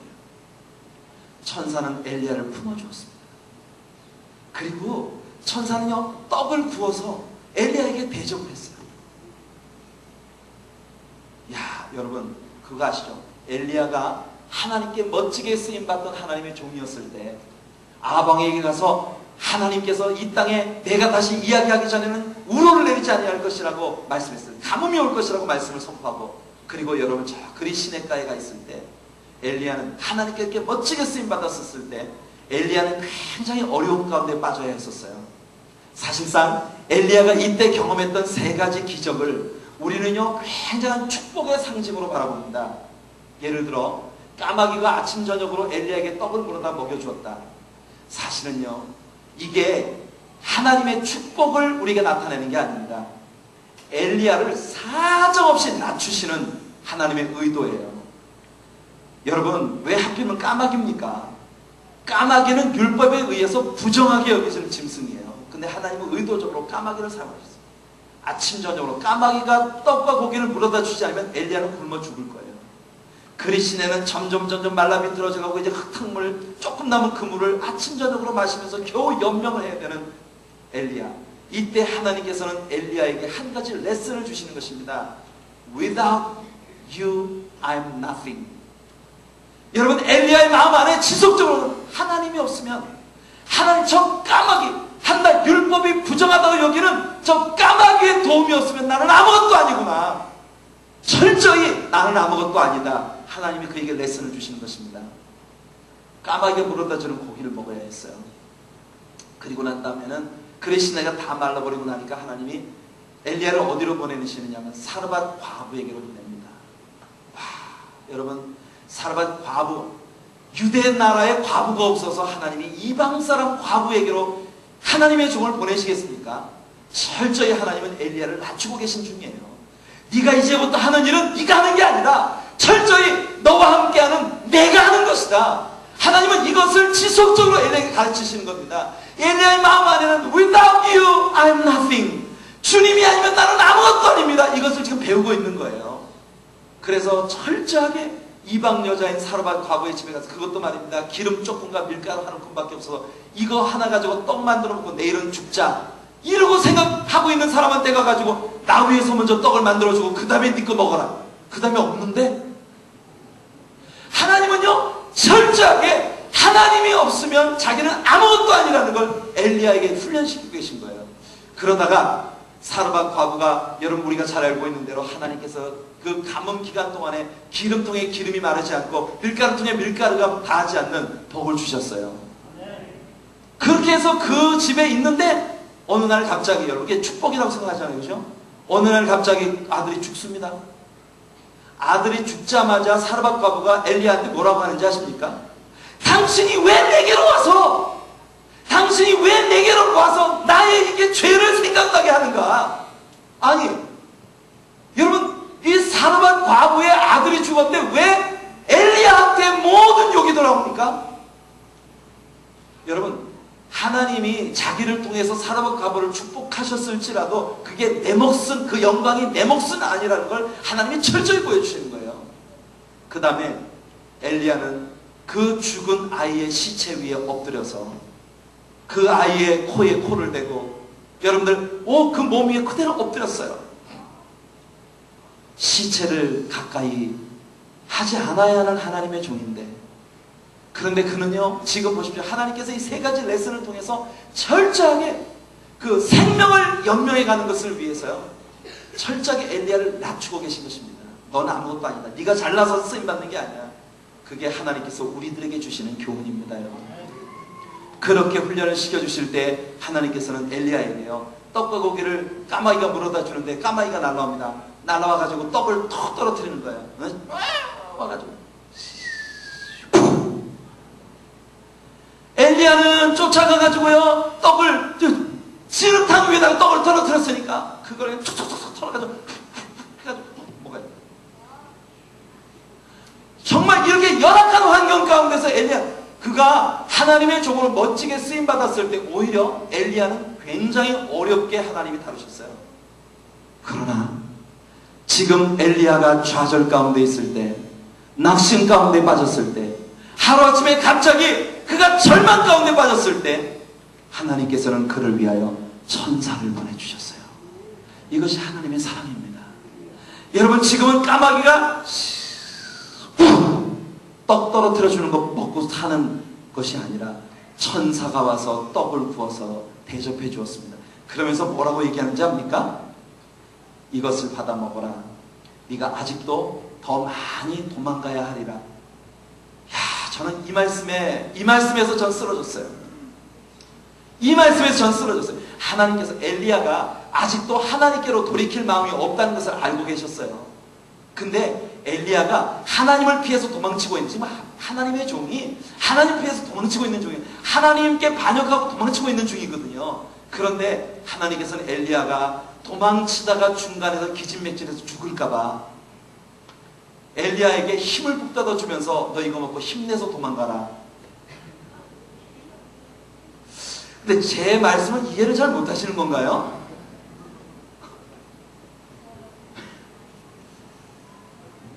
엘리야에게 떡을 구워서 대접까지 해주면서 엘리야야, 지금 네가 나를 피해서 나에게서 도망치려고 하는 거 안다. 너 끝까지 도망가. 너 저 호렙산 굴까지 도망갈 거야. 그러니까 이거 먹고 힘내서 도망가라. 여러분, 이것이 우리를 향하신 하나님의 사랑이세요. 하나님은 우리를 절대로 버리지 아니하십니다. 예수님 말씀하셨어요. 아버지께서 오게 아니하시면 아무도 내게로 올 자가 없고 하나님이 내게 주신 자를 내가 결단코 빼앗기지 아니하리라. 여러분들의 믿음의 고백이 진실로 여러분들에게 구원을 주는 고백이었다면 여러분 한 가지 밝게 하십시오. Perseverance of the saints, 성도의 견인. 우리가 한번 구원받은 신자가 되었다면 절대로 우리는 우리의 구원을 잃지 않습니다. 아멘. 하나님께서 우리를 한번 구원하셨으면 절대 하나님 우리를 빼앗기지 않으십니다. 그것이 우리를 향한 하나님의 사랑이에요. 이거 먹고 힘내서 도망가라. 엘리야가 그것을 얻어먹고 힘을 내갖고 도망가는데 호렙산까지 도망을 갔습니다. 호렙산 굴 속에 숨어 있는데, 여러분, 엘리야가 자기가 생각할 때는 이제 더 이상 갈 곳이 없을 정도로 멀리까지 도망갔다고 생각했거든요. 근데 아십니까? 천사가 거기도 있었어요. 아니, 하나님께서 거기서 엘리야에게 말씀하시기를, 엘리야야, 너 여기서 뭐 하느냐 하십니다. 여러분, 이 말을 주의 깊게 들으세요. 하나님께서 말씀하시기를, 엘리야야, 너 여기서 뭐 하느냐. 만약 하나님께서 엘리야야, 너 거기서 뭐 하느냐, What are you doing there? 이렇게 하나님 말씀하셨다면 이건 지금 하나님께서 엘리야 있는 곳에 계신 게 아니에요. 하나님께서 먼 곳에 계시면서 엘리야, Elijah, what are you doing there? 그 하나님이 먼 곳에 계시다는 뜻이고, 그러나 하나님 그렇게 말씀하시지 않았어요. Elijah, what are you doing here? 너 여기서 뭐 하느냐? 이것은 우리에게 무엇을 보여주느냐 하면은 천사를 보내서 엘리야에게 너 이거 먹고 힘내서 도망가라 해놓고 하나님 어디 계셨는지 압니까? 호렙산 굴에서 기다리고 계셨어요. 할렐루야. 할렐루야. 이게 여러분 집요하지 않지. 정말 하나님은 사랑의 눈이 머셨습니다. 하나님은 사랑의 눈이 머셨어. 아멘 좀 하십시오, 내 동포들이요. 이게 지금 설교가 너무 재미있어서 넋이 나간 건지, 아니면 이제는 너무 지루해가지고 이제 끝났으면 좋겠다 생각하시는 건지, 다 끝났어요. 이제 더 이상 하고 싶어도 못해. 그래서 여러분, 하나님께서 엘리야에게 너 갈 때까지 가봐라. 하나님은 천사를 보내서 그를 껴안아 주셨고, 아직도 그대는 내 사랑. 하나님께서는 엘리야에게 이것을 입증해 주신 것입니다. Elijah, I still love you. 하나님께서는 엘리야에게, 엘리야야, 난 너를 지금도 사랑한다. 아직도 그대는 내 사랑이야. 그래서 엘리야가 도망갈 곳을 다 알고 계신 하나님이 거기서 엘리야를 기다리고 계셨던 거예요. 이것이 우리를 향한 하나님의 사랑이십니다. 삼손은 완전히 절망 가운데 빠졌고 이제는 누구도 그에게서 어떤 기대도 할 수 없을 것 같이 보여요. 혹시 오늘 저녁 여러분들의 상황이 누구도 내게 어떤 기대도 할 수 없을 만큼 그렇게 절망적이십니까? 이젠 내겐 낙이 없다. 이젠 내가 모든 게 끝장난 것 같다. 혹 그런 생각을 하고 계시나요? 그러나 주님은 지금 바로 여러분 곁에서 여러분을 기다리고 계신 것입니다. 무엇을요? 보십시오. 삼손은 눈이 먼 채로 다곤 신전에 끌려갔는데 자기를 이끌고 간 소년에게 이야기합니다. 야, 나를 이 신전을 떠받치고 있는 두 개의 기둥 사이에 세우다오. 그래서 신전을 떠받치고 있는 두 개의 기둥 사이에 삼손이 섰습니다. 또 삼손이 섰어요. 나 오늘 왜 이러지? 내가 오늘 이 솔로몬의 이 잠언서의 스토리, 전도서의 스토리를 여러분들에게 얘기하려고 하다가 시간이 너무 많이 필요할 것 같아서 그걸 안 하고 자르고 지금 지나간 거거든요. 그 미련이 내 머릿속에 남아있어가지고 계속 솔로몬 생각이 나는 거예요. 저는 정말 여러분들에게 하고 싶은 말이 너무 많아요. 하고 싶은 말이 너무, 좀 자주 불러주셨으면 좋겠어. 예? 저 뒤에 우리 목사님 계신데, 예, 자주 불러. 저는 있잖아요, 한국에 올 때마다 전주에 가는 교회가 있어요. 그 교회를 제가 지금 8년째 매년 2차례씩 가서 집회를 합니다. 8년 동안에 매년 한국에 나올 때마다 1년에 2번씩 8년째 지금 가서 집회를 해요. 얼마나 좋은지 몰라요. 그 교회는요, 청년들로만 구성된 교회예요. 교회가 정말 비전이 있어요. 비전과 리더십 축제라는 그런 제목. 8년째 와서 제가 집회를 하는데 늘 새로워요. 그래서 저는 참 여러분들에게 할 말이 너무 많아가지고 뒷말이 앞뒷말을 좀 밟고 지나간 거예요 지금. 너무 급해서.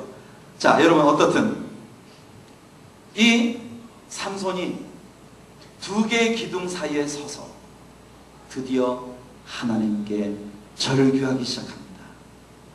우리가 읽은 오늘 성경 말씀에서 하나님이여, 이번 한 번만 나를 도와주시옵소서. 여러분 그거 아십니까? 최소한 삼손에 관한 스토리가 기록된 말씀 가운데 삼손이 하나님께 기도했다는 구절이 이 구절 앞에 딱 한 번 있어요. 하나님 목말라 미치겠습니다. 그거 딱 한 번 있었어요. 사실 여러분 그 부모들은 기도의 사람들이었습니다. 말씀의 사람들이었습니다. 순종의 사람들이었습니다. 그들의 은혜로 정말 축복 가운데 시작한 삼손이 일생을 살아오면서 하나님께 기도하지 않았어요. 그는 기도하지 않고 오직 자기 재주만 믿고 살아왔었어요.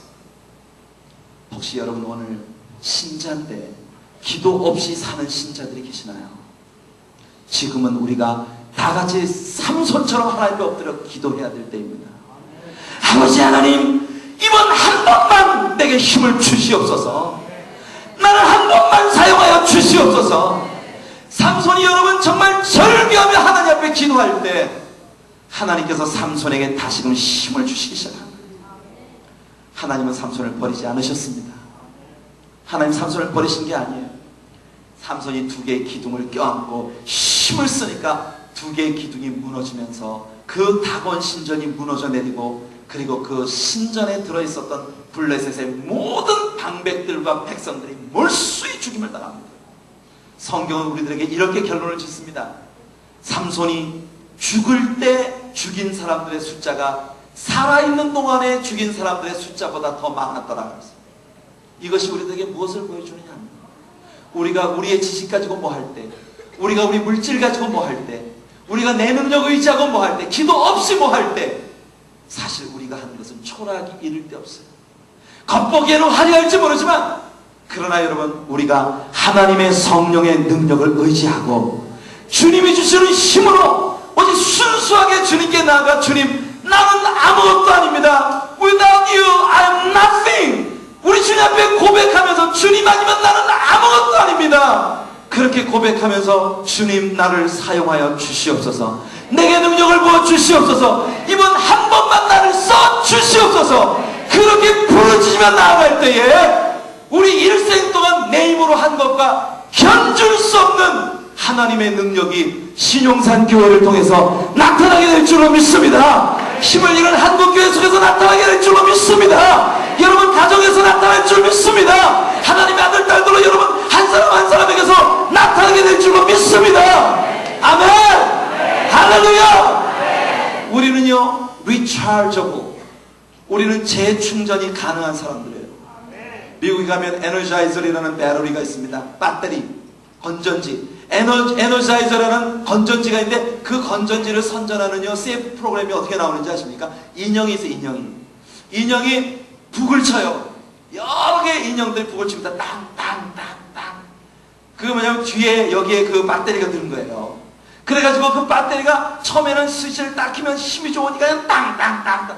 여러 마리의 토끼가 다 땅땅땅땅 치면서 돌아다녀요. 그런데 하나씩 하나씩 건전지가 다 딸기 시작하는 거예요. 그래서 땅땅땅땅땅땅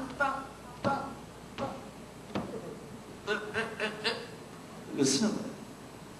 한 마리씩 한 마리씩 토끼들이 다 멈춥니다. 맨 나중까지 땅땅땅땅땅땅 하고 있는데 그 뚜껑을 딱 열어보니까 에너자이저 배터리가 들었어. 그게 에너자이저 선전이에요. 그런데 여러분, 이 배터리는 어떻든 남보다 내가 조금 더 갈지 모르지만 결국은 죽게 되어 있어요. 결국은 죽게 되어 있어요. 이 배터리는 죽게 되어 있어요.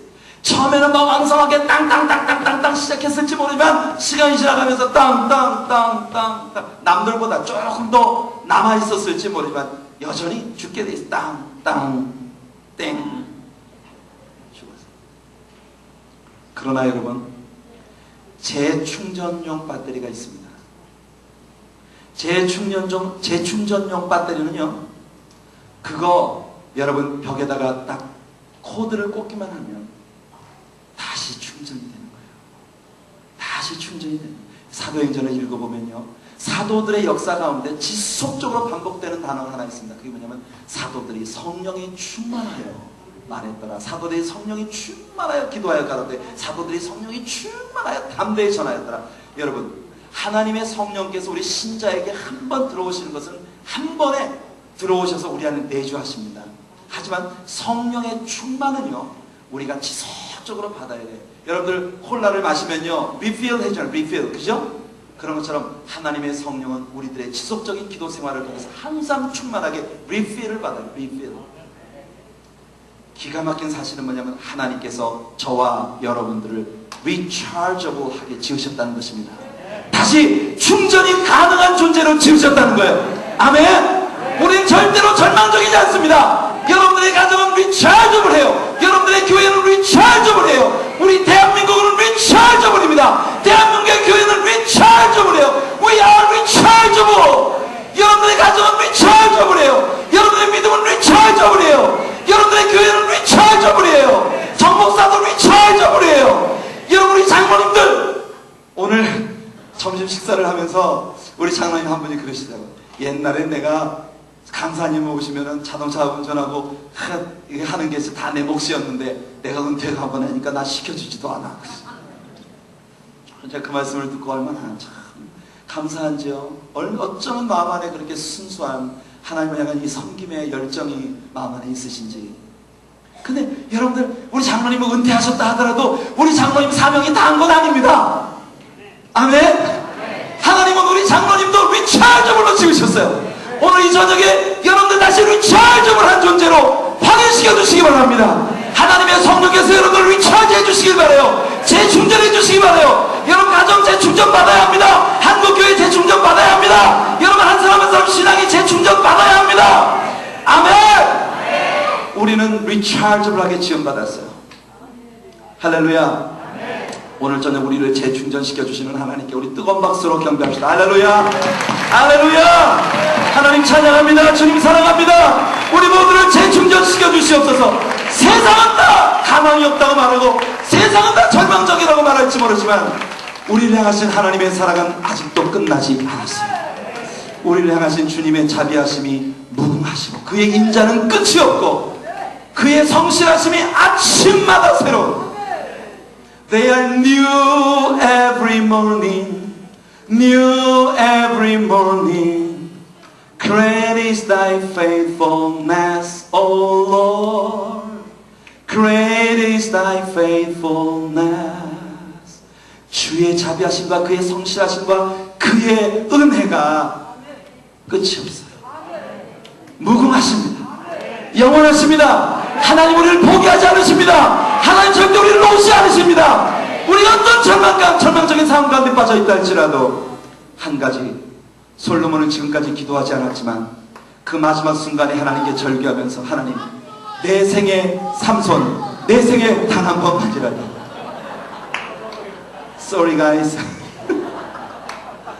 주일학 학생들한테 내가 지금 시달림을 받고 있어요.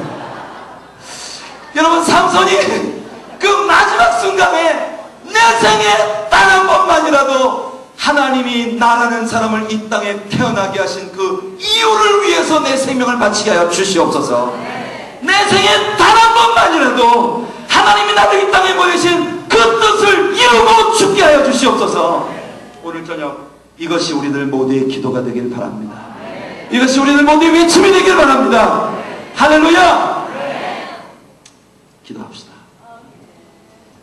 하나님 아버지, 우리는 오늘 저녁 하나님께 나실인으로 태어난 삼손이라는 인물에 대해서 공부하면서, 아버지 하나님, 그렇게 축복 가운데 시작되었던 한 사람이 어떻게 한 발자국씩 한 발자국씩 주님 기뻐하지 아니하시는 죄악 가운데 빠져들기 시작하면서 정말 한때 완전히 절망적인 상황에서 세상 모든 사람들이 포기하고 아무도 더 이상 무엇도 기대할 것이 없는 그런 사람으로 전락해버린 모습까지 우리가 보았습니다. 그러나 하나님, 그가 진정으로 주님 앞에 돌아와서 그의 잘못들을 자복하면서 내 생에 단 한 번만이라도 하나님께서 나를 이 땅에 보내신 그 이유를 이루어 드릴 수 있게 해주시옵소서. 이번 한 번만 나에게 힘을 주시옵소서. 삼손의 머리카락이 다시 자라났기 때문이 아니라 하나님과의 관계가 회복되었기 때문에, 하나님과의 사랑이 회복되었기 때문에 재충전이 가능한 배터리처럼 삼손은 주님께 재충전을 받았고, 아버지 하나님, 그가 죽어가면서 위대한 역사를 이룬 모습을 보았는데, 하나님, 오늘 우리들의 한국교회가 이렇게 회복되게 하여 주시옵소서. 오늘 이 저녁에 여기 모인 우리 신영산 대행진의 사랑하는 형제자매들의 가정과 개인과 모든 삶이 이렇게 충전되게 하여 주시옵소서. 우리에게 회복과 부흥을 주시옵소서. 주시옵소서. 오늘 밤 사랑하는 주의 자녀들이 부르짖어 기도할 때 하나님 응답 주시옵소서. 예수님 이름으로 기도하옵나이다. 아멘. 시간이 조금 지났지만요, 마지막 날에 우리 성령이여 임하소서 같이 한번 찬양하고 합심으로 우리 같이 한번 기도합시다.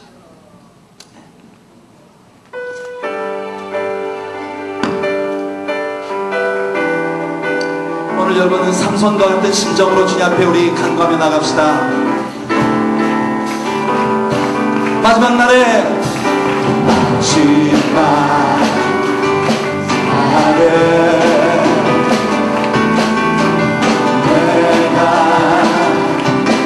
나의 영으로 모든 백성에게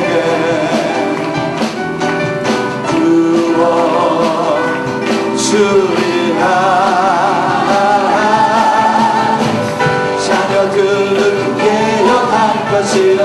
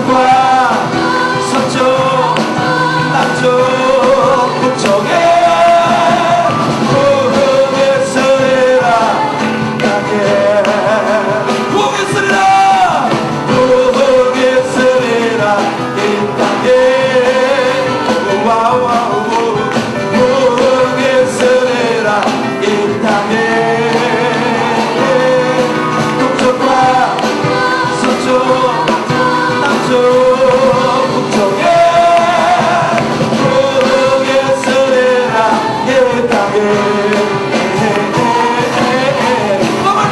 부흥의 소리라 부흥의 소리라 이 땅에 부흥의 소리라 이 땅에 북쪽과 서쪽 남쪽 북쪽에 부흥의 소리 부흥의 소리라 부흥의 소리 부흥의 소리라 신영산교회 여러분의 가정에 여러분의 영혼 속에 대한민국에 북녘 땅에 부흥의 소리라 저 중국의 부흥의 소리라 온 세계 땅까지 부흥의 소리라 부흥의 소리라 부흥의 소리 화물탄 부흥의 소리라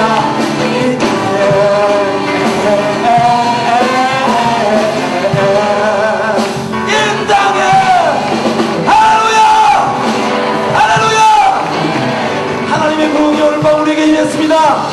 주님의 회복과 부흥의 역사가 오늘 밤 우리와 함께합니다. 다시 우리 하나님께 뜨겁게 영광 돌립시다. 할렐루야 주님 찬양합니다. 주님 사랑합니다. 주님 감사합니다. 주님 우리의 모든 것에 모든 것이 되심을 고백합니다. 이 시간 다같이 우리 주님 앞에 한번 두 손 높이 들고요 우리 다같이 한번 주여 부르고 우리 정말 삼손과 같이 설교하는 마음으로 오늘 밤 기도하며 주님께 나가는 시간 되기를 원합니다. 하나님 다시 한번 회복시켜 주시옵소서. 다시 한번 부흥을 주시옵소서. 다시 한번 나를 사용하여 주시옵소서. 하나님 이번 한 번만 한국교회에 힘을 주시옵소서. 우리를 써 주시옵소서. 우리 다같이 부르시며 기도합시다. 주여 주여